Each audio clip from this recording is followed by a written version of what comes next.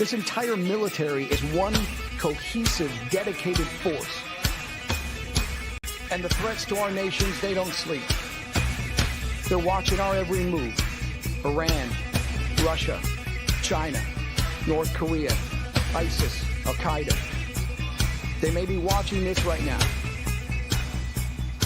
Our military should not be mistaken for a cable news gabfest show. We don't care what you look like. We don't care who you voted for, who you worship, what you worship, who you love.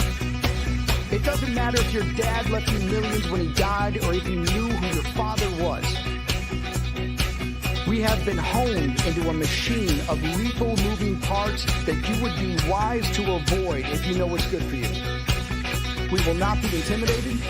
We will not back down. We've seen war. We don't want war. But if you want war with the United States of America, there's one thing I can promise you, so help me God. Someone else will raise your sons and daughters.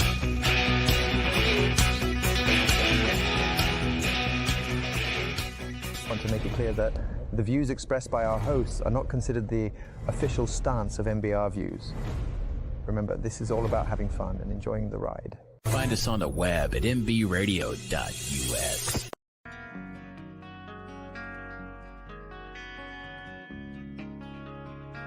Tracer Round Podcast.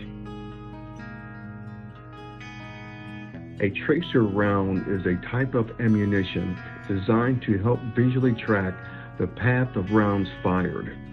Tracers show where you need to adjust or redirect fire. Join Army veteran Sergeant First Class Terry Lynch for Tracer Rounds, the first ever podcast of its type. Whether it be military, music, sports, politics, education, relationships, or gender issues, no target is off limits or out of bounds. Are you on target? Does your fire need to be recalibrated?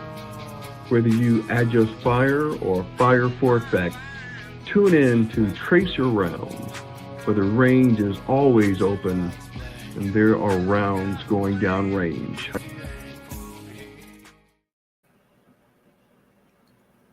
Hi, welcome to Tracer Rounds. I'm your host, Terry, and tonight with me in studio, I have AJ Johnson. I was going to save his title, but I'm going to go ahead and give his title, and then I'll let him tell you what that is exactly in case you don't know. But he's a veteran service officer for Johnson County, Texas. And welcome, AJ. Hey, appreciate it. Thank you. So I was going to ask you, thank you for being here. So I was going to ask you a little bit about your background. I know you were in the military. So can you tell us a little bit about your service, where you served, what your MOS was, some places you've been, that kind of thing? So I just retired last year, 23 years, E7 Master Sergeant in the Air Force. I did 10 years on active duty, and I finished up my career with the Air Force Reserves right out here at Joint Reserve Base Fort Worth. It used to be Carswell Airfield, the Joint Reserve Base out here in Fort Worth. So I did 23 years. I started out security forces, which was a 3PO X1, I guess, if you want to go by we call them AFSCs in the Air Force, kind of like, so the same thing as the MOS for the Army. Yes. So I was a cop, did that for 18 years, 10 years on active duty. Then I went to the reserves and was also a cop down here at Carswell. And then I actually got a special duty assignment. So I applied to Airmen and Family Readiness and ended up managing the TAP, the Transition Assistance Program. So I was the TAP manager for the entire 301st Fighter Wing for the base. I guess y'all went away from it. The Army used to call it Soldier for Life. So basically TAP. So I did that on active orders for 3 years, and then I had to kind of pass the torch, pass the baton. And then I retired last June with 23 total years in the service. Thank you for your service. Thank you for yours. Thank you. So where have you been assigned? You said you spent 10 years active. So what posts or bases, and not posts because Army's posts, but what bases were you at? Well, I was at my first base was McConnell Air Force Base, Kansas, which is right there in Wichita, Kansas. Population about 300,000. I'm sure it's grown since then. So I was in we call them Mobility Command, Air Mobility Command, or another Missed Christmas, like we used to call it. And from there, I did my first 4 years, and then I actually got assignment to Buckley Air Force Base in Colorado, right there in Aurora, pretty much, which was Space Command. Wow. So I finished up my active duty time at Buckley then I left active duty, and then had a little 9-month break in service. And then moved down here to Texas and joined the reserves down at Joint Reserve Base Fort Worth. So those are my home station assignments, and I did 4 tours, so I've got about 2.5 years in the Middle East total. 2 pretty cool easy assignments, and 2 not so easy assignments. My last tour was 11 months, recon and combat patrols outside the wire with the 4th ID and the Army and all that fun stuff that Air Force cops never thought we'd be doing. But 9/11 kind of changed all that. So I did outside the wire patrols for a good amount of my time while I was in southern Iraq.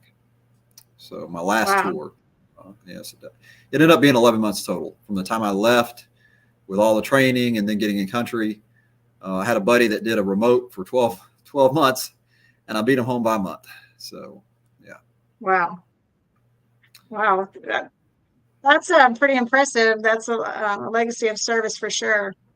Yeah, I don't feel like I was necessarily qualified to do what I did at the time, but it just opportunity presents itself, and you just never know, especially in the military, you never know where you're going to end up. And me as a security forces member doing stuff that I never thought I would ever be doing, right there side by side with the Army on patrol, looking for bad things and bad people. So, yeah. Well, thank you for doing that. You definitely were a blessing to those you served with, I'm sure. I try to be. So, what's your favorite memory in uniform? What would be the thing you just go, man, if I had to pick one thing, what would that be? What was my favorite? What did you say? My favorite. What would be your favorite memory in uniform? What one event or one assignment or what one thing would you just go, man, that made it all worth it? I've got a couple. I really don't have a favorite. The most recent was my retirement. I gave my retirement speech out at the 301st Fighter Wing Airman and Family Readiness. And having my son come up to me at the end of that retirement speech, and he was crying, gave me a big hug at the end of that retirement speech. I'll never forget that moment. That's one of my favorite moments. And it's funny how it happened at my the very end of my career, but having my son give me a hug. My children never got to see me deploy. My wife, we married after my active duty time was over. We were dating while I was in active duty, but I just, they never got to see me deploy. They never had that experience of watching their daddy get called up, and I've had 72 hours notice before for deployment. My first tour to Iraq was 72 hours notice, notified on like a Thursday. Wow. I think I left on a Monday morning, and all that weekend was busy working on my fire team folks and getting I think I was in like an E5 at the time, E4. And so I've got a couple of memories. Got to do some really cool stuff. Got to train with Israeli Special Forces up in Colorado. Did KPAP. Worked with like escort duties, like how to escort high value targets and personnel and that kind of stuff. Had some pretty rough times. Lost a fellow patrol member. But I just getting to do things that I never dreamed that I would ever do. Right. Like I said, 9/11 really kind of changed the way we go about business as a military. So, True. but that was that was the most recent one, is having my son come up and give me a hug, and him crying after I gave my my retirement speech. I think that's pretty awesome. That would have been a favorite moment for me too, I'm sure.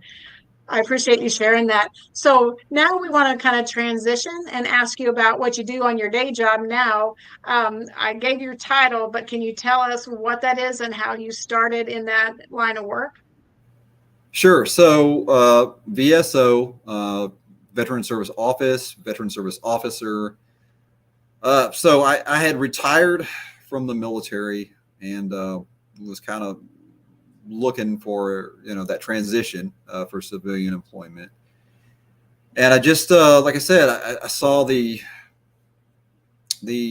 position pop open. I think it was on Indeed maybe, and so got to meet my director, Ben. At the time, he wasn't my director. I signed up. I was the first one he interviewed. I was like, yeah, let's do this. And got hired on. And so basically what I do is I work with veterans. I work with veterans' family members, surviving spouses, current spouses, children, dependents. We're kind of a one-stop shop. And that's kind of a misnomer in the fact that we don't have a lot of the answers. A lot of times I am scrambling to find the answer because, with the military, every military member is different. Everybody has, and even as human beings, we're all different. We all have different needs at different times. And my experience with family readiness, being the non-commissioned officer in charge, the NCOIC of family readiness, really helped prepare me for the position I have now. I also have a master's in Christian education from Southwestern Baptist Theological Seminary. I think that's helped me also in the role that I do now with the county. So, but yeah, we just basically, we do a lot of information in outreach, referrals. Of course, we do claims. We're not the VA, but we will help cross T's, dot I's, make sure that your claim meets all the elements of a good claim, and make sure that it gets to the VA and gets to the VA on the right form, filled out properly. We're kind of like your guide, your Sherpa. We want to kind of guide you through the process. It's your claim, but we try to make it as easy and simple as possible, right? Because I know you're coming out of the majority are coming into this with no knowledge. They're looking for some kind of help. They don't want some automated, they want that human contact, right? So they come into our office and that's what we do. Whether, like I said, it's surviving spouses, it's current spouses, it's dependents. There's those areas that, we know a little bit, not really. We'll probably refer you to the SME, the subject matter expert, like when it comes to education, and that kind of thing. We do a little bit with helping with, getting burial benefits and that kind of stuff. We do a lot with surviving spouses benefits, but we just have a lot of different job duties. We do a lot. We do this. We do community outreach, and we're involved in the community constantly. Like I said, we try to all the time, whether it's with the Parks and Rec or the Recreation, Johnson County Recreation Department, they're doing a memorial event or any kind of event. Whether we spoke at local schools, we've done memorial events, we've done Vietnam veteran events. We spoke at churches, spoke at like retired school board meeting. So it's kind of whatever the community needs, whatever the veterans need, really, we're that for them. I could have someone in my office with a grieving widow working on benefits for her. And then an hour later, all of a sudden I'm going to work on a fresh claim for a veteran that did 6 years of service. So it's, we wear a lot of different hats, and we've been there, done that. I'm a combat veteran. My director, Ben, he's Army, National Guard. He's combat veteran. He's done tours. We've got, I would say, close to, at least 40 to 50 years of military experience between the two of us. James and Jenny's Marine Corps. So yeah, she gives me a hard time being Air Force, but she's Marine Corps down in Cleburne, and James is retired Air Force. So I would say we have close to 100 years of military experience between the four of us. And we have four of us. We have two in Cleburne and two in Burleson. So we kind of divide Johnson County up kind of by North Johnson County and South Johnson County. So. Okay. Well, we're going to go to a quick break, but when we come back from break, I want to know when someone has a claim that they want to file, what the first step in the process is, what it looks like, what they need to do, what's on the soldier or the airman or the service member to do, and then what you do for them once, they've done some of the legwork and that needs to get done. So we'll talk about that when we come back. We're going to go to Make 22-0 again, and then we'll be back and we will talk with my special guest, AJ.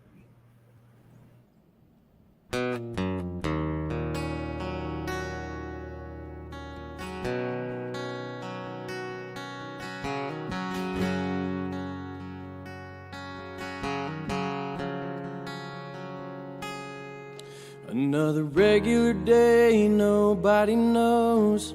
It's that time, he's coming home to them from a foreign land.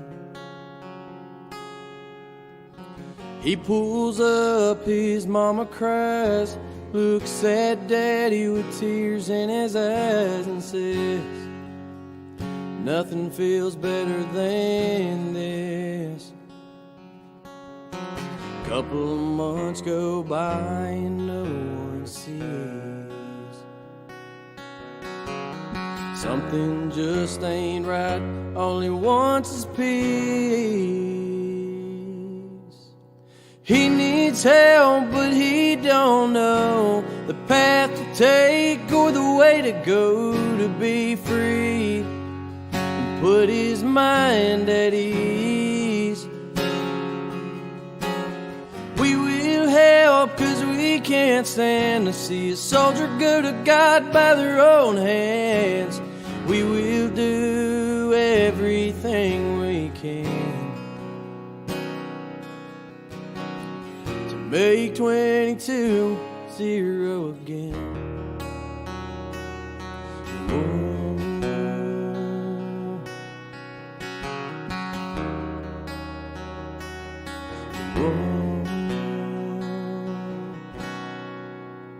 He gets help, but he still feels off, sees an ad on the TV about a dog batting said, this is a man's best friend. Whoa, so he goes one day and he picks it up. Never thought a dog could bring so much love and put a smile on his face. But he's finally found a saving grace. He needs help, but he don't know the path to take or the way to go to be free. Put his mind at ease. We will help, 'cause we can't stand to see a soldier go to God by their own hands. We will do everything we can to make 22-0 again.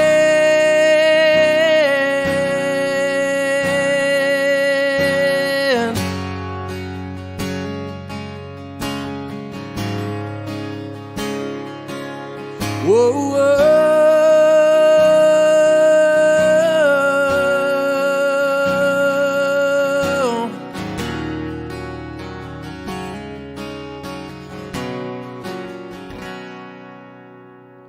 He needs help, but he don't know the the path to take or the way to go to be free.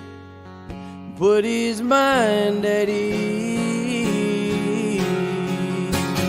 We will help 'cause we can't stand to see a soldier go to God by their own hands.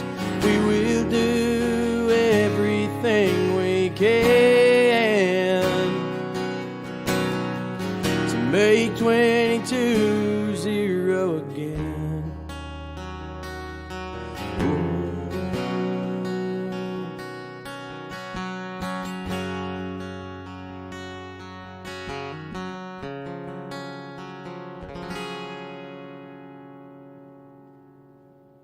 Opinions expressed in this program are those of the speakers and do not necessarily reflect the views or positions of any entities they represent. Find us on the web at mbradio.us. Hi, welcome back to MBR, and veterans have a voice here on this platform. And my special guest today is AJ Johnson, and he is with the Johnson County VSO office. He's a veteran service officer, and we've been talking to him about how the job he does and about how you can file, he'll help you file claims, or how a VSO in your state, in your county that you live in, can help you with the through the process or with the process. So when somebody decides that they may have a claim to file with the VA based on some service-connected disability, or maybe a perceived connection to service, what's the first step in the process? So when someone either calls in or walks in, there's a couple of questions that I'm asking. Number one is, okay, so when did you serve? Are you a wartime veteran? Just trying to get to like, what are you trying to claim? So, somebody calls in, they obviously are calling for a reason. So what is the need? We need to identify, like, okay, what is this veteran trying to get accomplished?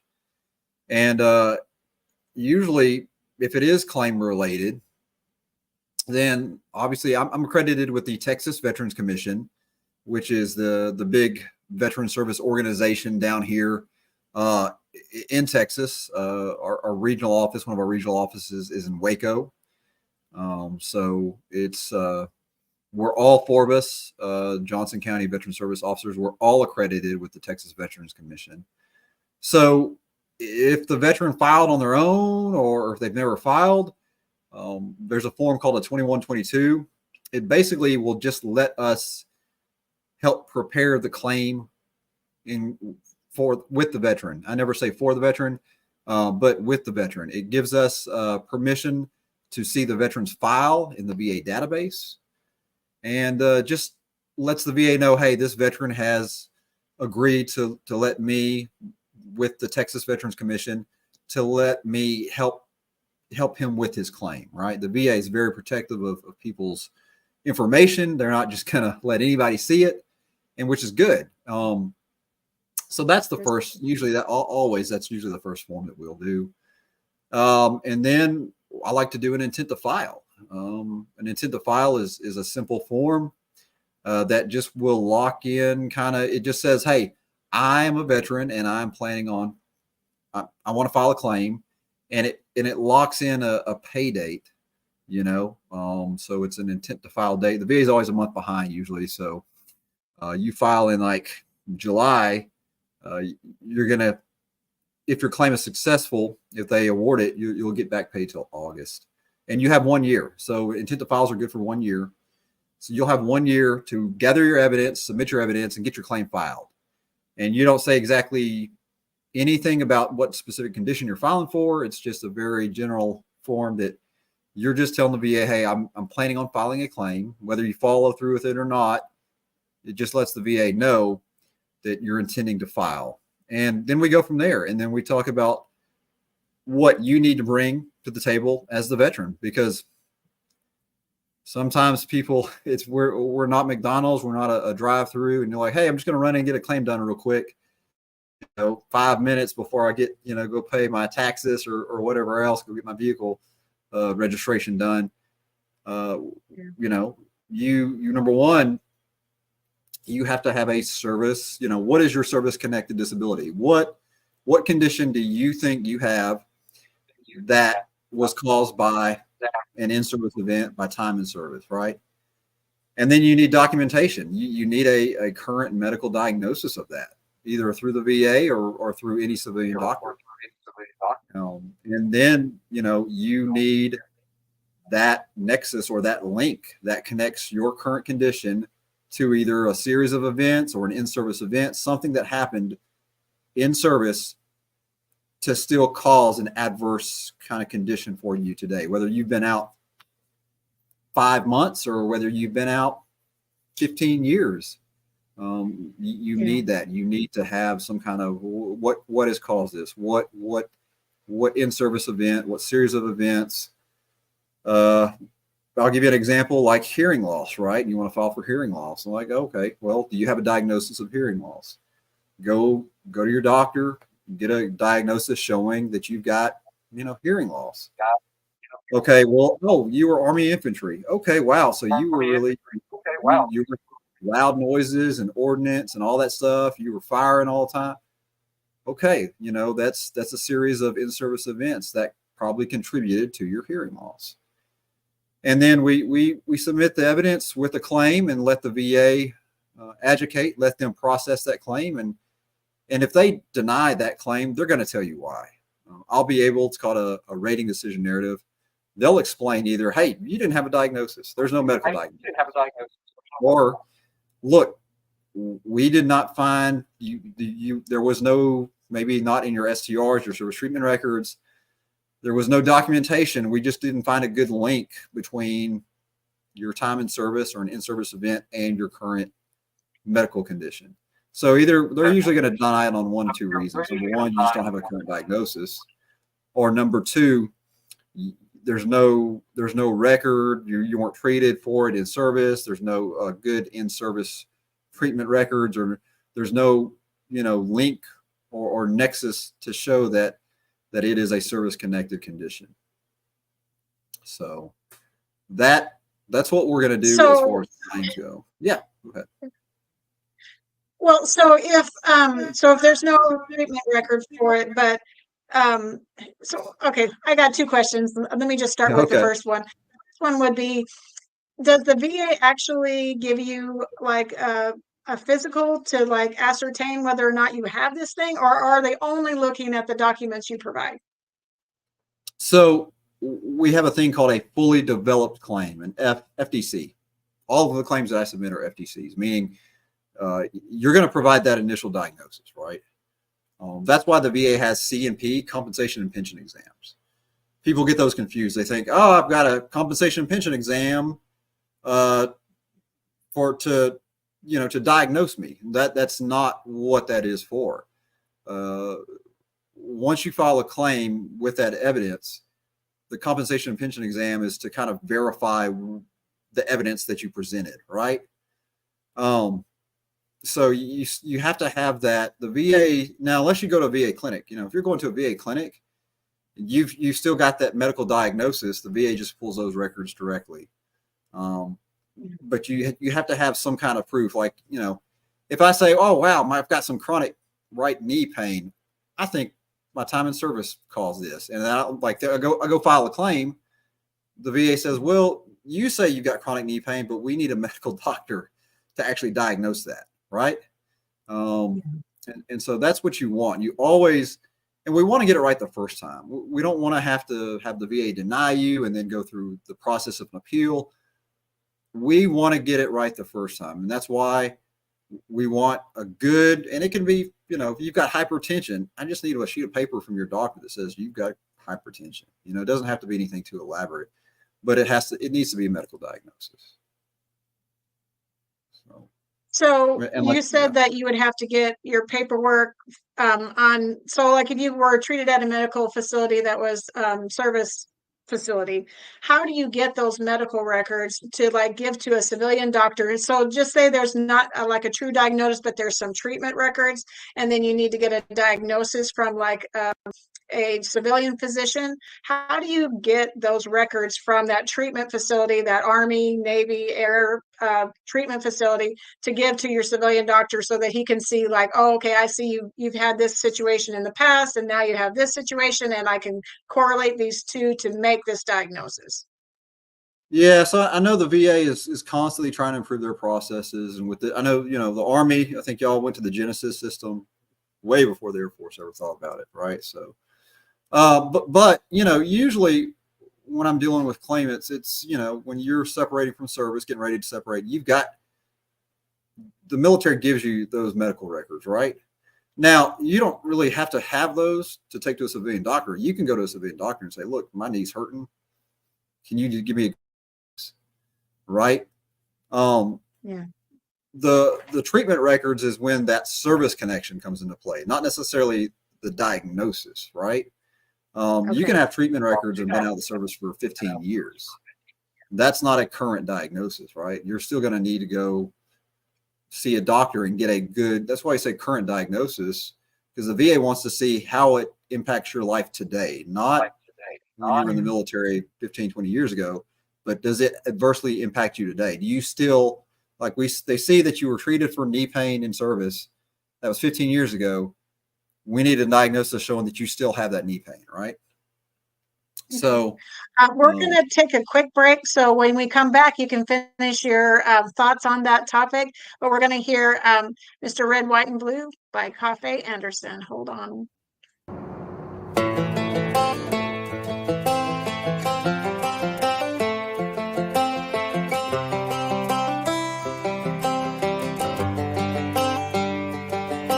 It's the guts and it's the glory. 100 stripes, 100 stories.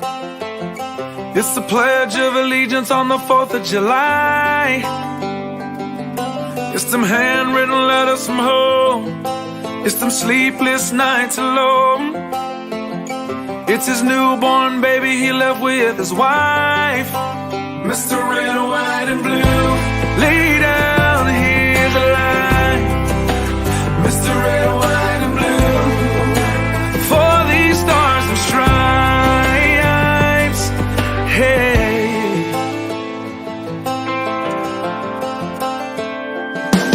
from the fields of Indiana to the swamps of Louisiana to the golden coast of California, Uncle Sam's the only family he's got.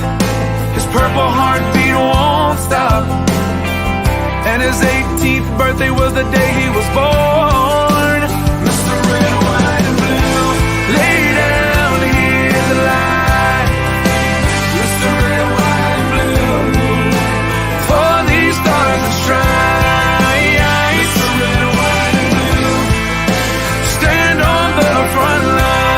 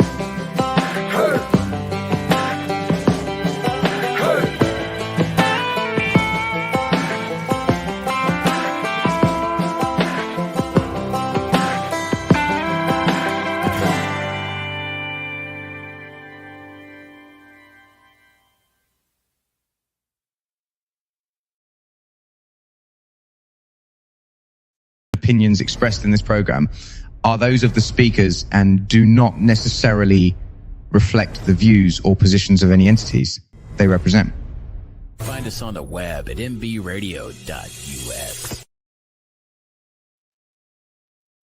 Welcome back to Tracer Rounds on NBR, where veterans are given a voice. And tonight in studio, I have my special guest, AJ Johnson, and who is a VSO with Johnson County, Texas.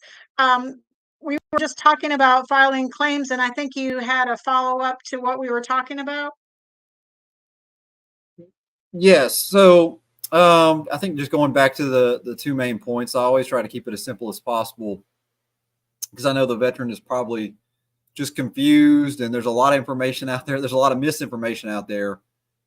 And not every veteran's different. Just because your buddy may be getting some kind of disability from the VA, there's always more to the story than what you think. And, it's, we always take it from scratch. We always treat every veteran like they're unique, because they are. They're a unique human being with different needs and different issues, and their story is different, right? You can go talk to every veteran, and every veteran's got a different story, right? We all serve in the same military, but we've all had unique experiences, and we all have had different stressors and different victories and triumphs and failures and challenges, and so we always just keep it simple and say, yes, you need a current, within about a past year, a good current diagnosis for whatever you're going to file. And there are other documents that you'll need to provide, like, with PTSD, you'll provide an 0781, which is like a stressor statement on a VA form. With VA presumptives, basically a presumptive just means, hey, if you were at a certain location in a certain time frame, like Vietnam, right? Everybody knows about Agent Orange, or Vietnam veterans, or Thailand, Guam, those folks in that era. If you were stationed there at a certain location at a certain time, and you come down with like prostate cancer, for example, the VA presumes that the prostate cancer could be due to possible Agent Orange exposure. And in that case, you won't need a service connection, because the VA presumes the service connection, but you still need a diagnosis. Otherwise, anyone can just say, hey, I think I've got this. But what makes you qualified to self-diagnose yourself, right? That self-diagnosis. Right. So that's why we need medical records, and the VA, really, if it's from a VA clinic, they can pull those internally. If they're from a civilian doctor, the VA can ask the doctors for them in a certain form, but we really recommend that you bring us a hard copies, because when I submit a claim, I submit it digitally to the VA, and I submit everything together, so it's going to the VA. I mean, it takes a couple of days to get into their system. They have to make sure that it's vetted and make sure it goes to the right file, the right person. But I like to submit a complete package, right? I want everything to go with the claim, because I want to get it right the first time. I don't want to do an appeal, and I don't want the VA to send you a subsequent development letter saying, hey, we received your claim, but we still need X, Y, and Z as far as evidence goes. That just it bogs down the process. It makes the process longer than what it should be. By the time you get the letter, it may be a week, 2 weeks have passed. And then by the time you respond, maybe another 2 weeks have passed. And so that's, easily a month or two can go by to extend that process of getting your claim approved. So that's why we harp on really doing the homework, making sure that we bring everything to the table that we need to bring to make the claim successful. Now, I'm not the VA. I don't decide claims. I don't process the claims. And I can't make a claim go faster or slower. But I can, at the end of the day, know, okay, we submitted a quality claim, and we just take it from there. But I'll say this: Johnson County, our Veteran Service Office, we do quality work and we care. And the VA is a big organization, and they deal with hundreds and thousands of claims. And there are days when we are busy. I mean, we are in there knocking out claims, and we try to do my goal is a 24 to 48 hour callback. So if you call and leave a voicemail, I'm going to do my best, barring vacation or being in that office or something. You know, I've got 2 small kids. Life happens, right? We all have messy lives. But I'm going to do my best to at least respond to you, to acknowledge you, or to let you know, hey, I listened to your voicemail. I read your email. We're going to set something up. You know, it might be 2 weeks down the road, but we're going to set something up. And we're going to get you taken care of, because I'm paid by Johnson County to service Johnson County residents. If you're Tarrant County or another county, I definitely encourage you to seek out your veteran service officer and your office in that county. But for Johnson County, you know, me, Ben, Jenny, and James, we've got Johnson County covered. We live in the community. We, you know, go to church in Johnson County. My wife works in Johnson County as well. We're members of the community. We're planted down here, and so it's been an honor to serve my country, and I enjoy serving veterans. You know, so. We definitely appreciate what you do, because, you know, some of us wouldn't make headway with the VA if it weren't for VSOs and people like you that care, that want to help make sure that those T's are dotted. I mean, I's are dotted and T's are crossed, Right. in all the paperwork, instead of dotting those middle T's, because that's probably what I would do. Yeah, it's kind of tough being in that middle, right? Because I know sometimes we have veterans come in and they're frustrated. Maybe they're not getting the results that they want, or things aren't happening as fast as they want. And so we understand that. I see both sides of that coin. We train with the VA. We were constantly listening to virtual teleconferences with the VA. We're all accredited also with the National Association of County Veteran Service Officers, Disabled American Veterans, the DAV.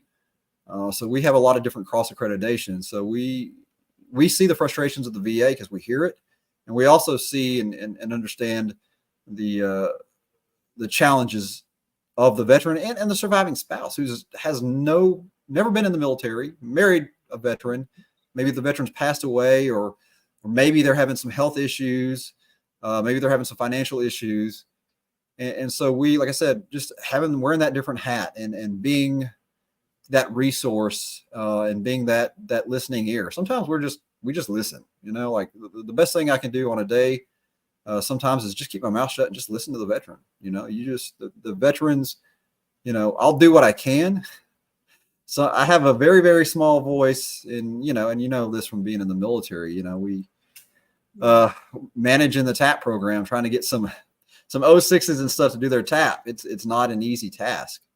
And it's, you know, I listen to the veteran and I care about the veteran, and I know their frustration, but I also want to let them see both sides of it and let them know that, hey, the VA, you know, it's such a big organization. It's not perfect, right? It never is going to be perfect. And it's not personal. I promise nobody's out to get you. It's just, there's a lot of claims, and there's only so many processors to go around, and you've got to train. We're constantly, as a veteran service officer, I am constantly training. I take an exam every year, a recertification exam every year with the Texas Veterans Commission. So we do that to be better officers for our Johnson County veterans, right? So you want us to be training and want us to be constantly trying to be up to date, because the VA changes a lot. You know, information is constantly, the VA is not a stagnant organization by any means. Things are constantly changing, right? PACT Act came out and different bills, and it's a slow process, and we understand that, but we just take it one veteran at a time, you know, one claim at a time. And you know, I grew up with a warrior mentality. I work out, I lift every day, I train like a warrior. You know, I never went to the doctor really until I was getting ready to retire. And my director at Airman Family Readiness said, "Hey, AJ, doctor. I didn't even have a PCM assigned. Like I was like, I don't have a PCM. I don't. What is a PCM? Primary care manager. Like, how do I get one of those? I didn't really start seeing the doctor till I was about a year or 2 years out of retirement, when he's like, you got to get stuff documented. Wow. And I was like, I'm not going to do that. I'm good. I still feel like something happened, I'd have a bag packed and I'd be ready to get on a plane 24 hours. My wife and kids would hate it, but I feel like I can still do it every day. Right. Every day I train. So yeah, we see veterans as warriors, but also see them as people, and see them as people with needs. We all got needs, right? Veteran or not. Right. So, and that's what we're there for. We're there. You're not a number to me. You're a person. You're a veteran with a unique story. And whether you served a year, 20, 30 years, right? I knew guys that served one, 2 years, 4 years, and they still talk about it. And you're like, how long did you serve? I did 2 years. But they're so proud of that 2 years, right? That might be their greatest accomplishment. And they're proud of that time. And so they're always kind of associated with the military, right? Like you do this podcast, Tracer Rounds, right? You Right. even you still want to have that fellowship. You still want to kind of give back, to be involved, right? And so that's exactly. kind of what we do. Well, we're going to take another quick break, but when we come back, I wanted to, I know you talked about helping surviving spouses and helping dependents, that kind of thing, but I want to talk about maybe a little bit about what other services you do besides just the VA claims for the veteran, because it sounded like you said you're doing some other things to help those other people as well. And so I'd like to hear a little bit about those too. So we're going to take just a quick break and then we'll be right back. This entire military is one cohesive, dedicated force. And the threats to our nations, they don't sleep. They're watching our every move. Iran, Russia, China, North Korea, ISIS, Al-Qaeda. They may be watching this right now. Our military should not be mistaken for a cable news gabfest show. We don't care what you look like. We don't care who you voted for, who you worship, what you worship, who you love. It doesn't matter if your dad left you millions when he died or if you knew who your father was. We have been honed into a machine of lethal moving parts that you would be wise to avoid if you know what's good for you. We will not be intimidated. We will not back down.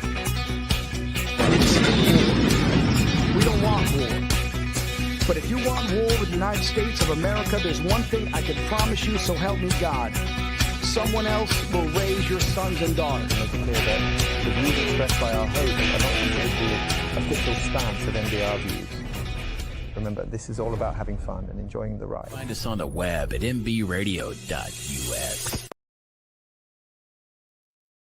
Hi, welcome back to Tracer Rounds, and I'm your host, Terry, and I have my special guest, AJ, and we were talking about what he does as a VSO, or Veteran Service Officer, and we were going to talk a little bit about how the other services you provide, because we talked about how to file a claim with the VA, the forms that you need to fill out and how that process gets started, and then what you do to submit the claim on behalf of the veteran. But what other services do you offer through your office? Like I said, we wear a lot of different hats. We're claims are a good majority of what we do, right? But doing this podcast, like I said, we try to be involved with the community, right? Because that's how we get our name out there. That's how, and it's not our name, but just our services, right? We want veterans to be aware that, oh, wow, Johnson County has not one, but two veteran service offices, one down in Cleburne and one up in Burleson. So whoever you're closer to, we're right across from the Burleson High School up there on Elk Creek Drive in the sub courthouse.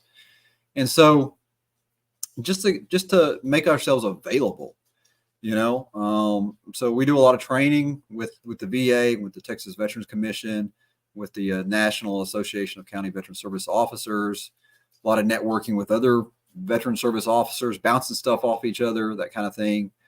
And then, like I said, you know, a lot of times I'm on the VA website, because if you're asking me about education benefits, and there's certain things that we deal with maybe very small amount of time, like, you know, but we still will at least point you in the right direction, and point you to the right person that has that expertise.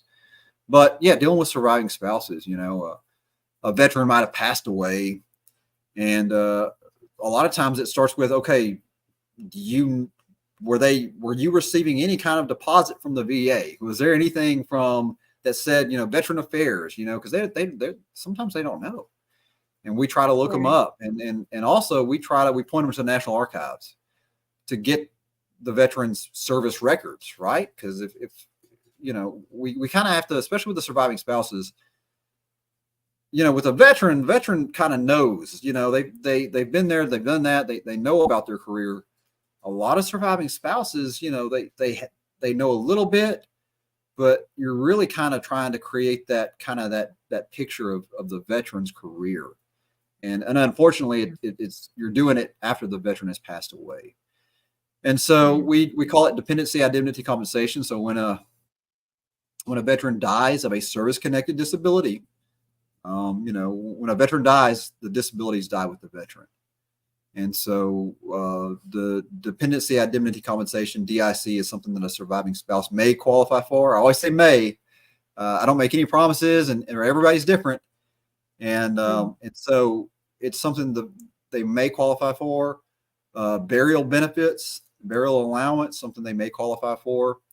Sometimes it's kind of intertwined with DFAS. You know, if a veteran has retired from the military, right? And then I'm sure that you know about SBP, Survivor Benefit Plan, with the military, with DFAS. So sometimes I'm like, hey, the surviving spouse is trying to juggle Social Security. They're trying to contact the Social Security Administration for that part of it. And they might even be trying to reach out to DFAS, and I'm quick to give them the DFAS customer service number. And then they're also looking at the VA, and they don't know which is which. And sometimes the VA will send a surviving spouse a ton of forms they don't even need, but the VA wants to cover, and like, we're going to send you every form that you might need, but it's not necessarily forms that you will need. And even on specific forms, there's parts of the form that might not apply to you. And so we will sit down, and we will, number one, find out what you could qualify for, and then walk you through completing those forms. Because I know, like, I've seen surviving spouses come to the office, and they have a stack of forms from the VA, like, you know, this thick. Yeah. And we're like, okay, take a deep breath. Not all this is going to apply to you, and let's just start from scratch.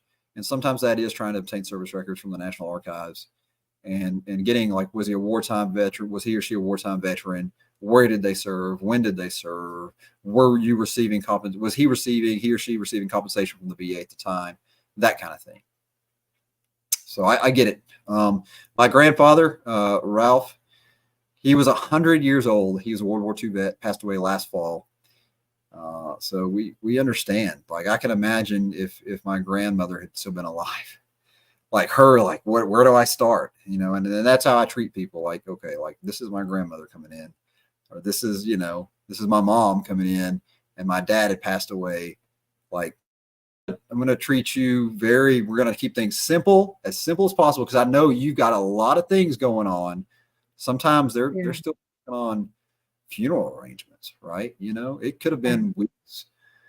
And they're distraught. They're, you know, and I get it. Like, you're grieving. You're a grieving person. And I'm there to just try to make my part of it as simple as possible, so you can focus on all those other, you know, with the four quadrant, you know, the 4 priority chart. You can focus on all those other big ticket items that you need to focus on, right? So very, very. You mentioned go ahead. You mentioned your schedule. You said how many claims you do a day. How many is that about? And then how many a month do you typically do?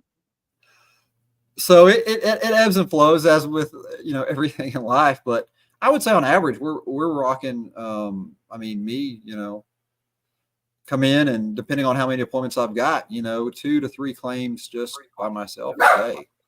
So Wow. 2 to 3 claims That's on a lot of myself. claims. So, what's that? That's a lot of claims. If you're doing 2 to 3 a day, then like that's Yeah, a and month, that's on and then average. a Some days year. are slower than others, and we Yeah. understand that.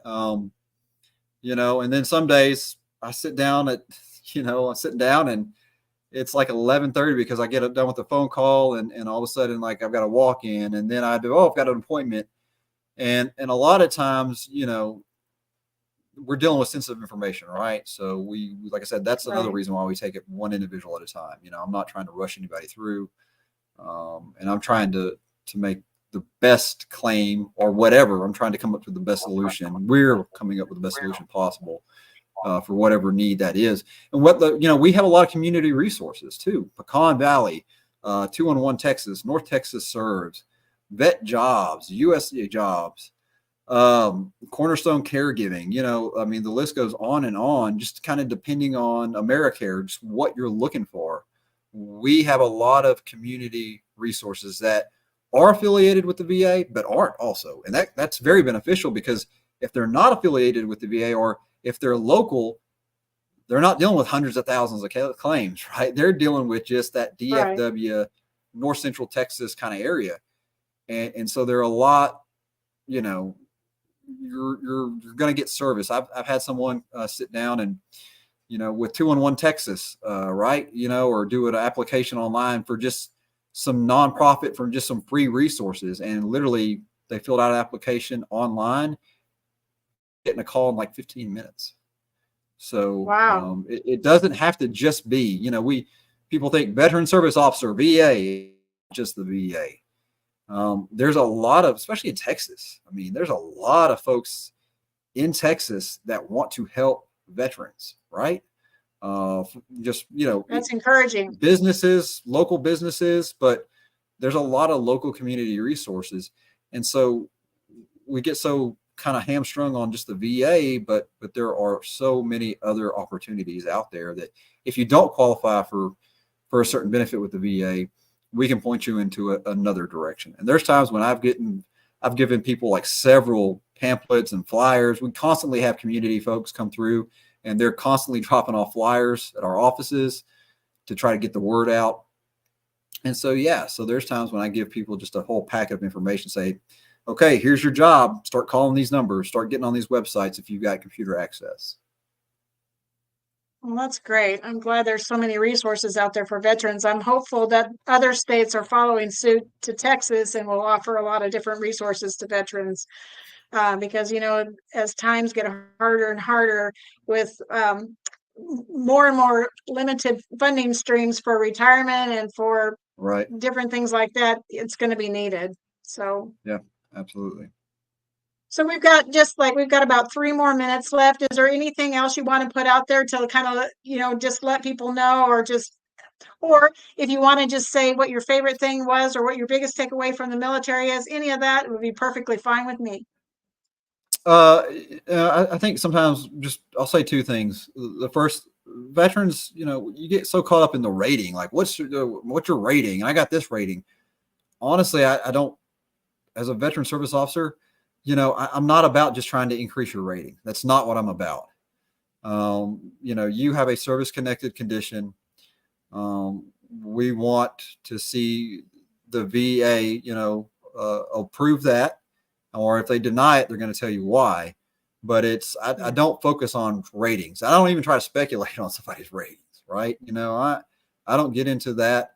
I just try to make the best claim possible and let the VA, that's the VA's job, is to assign those ratings, not me. I have, you know, no control over your rating.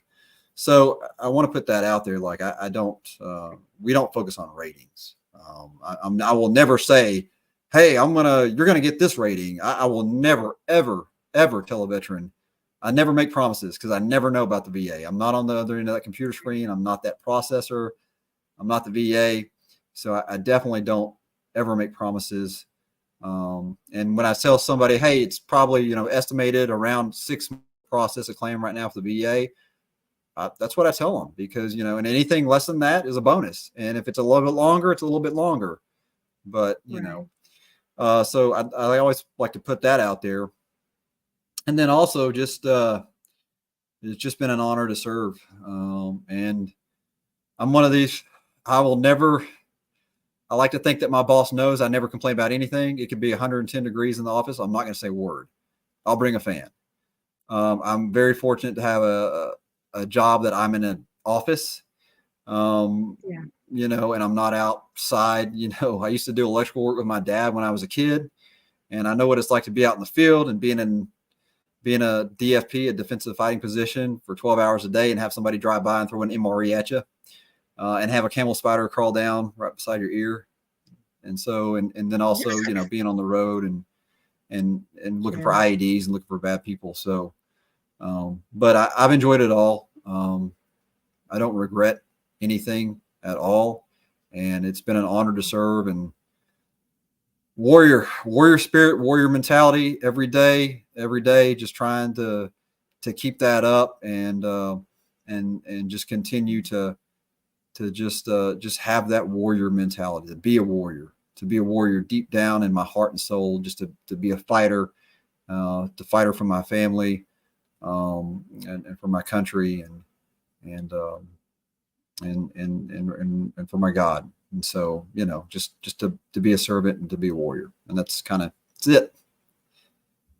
Well, I think it's great. I appreciate your warrior ethos and ethic, and we appreciate you being on the show tonight. Thank you so much for kind of enlightening us and kind of letting us know what the process is, because I know as someone that's you know, getting ready to retire, those are things that I need to know about.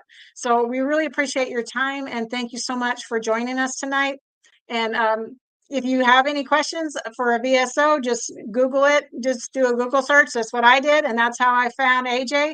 And so for your state, or your county, just Google VSO and then the county, and hopefully a result will pop up and you'll find them.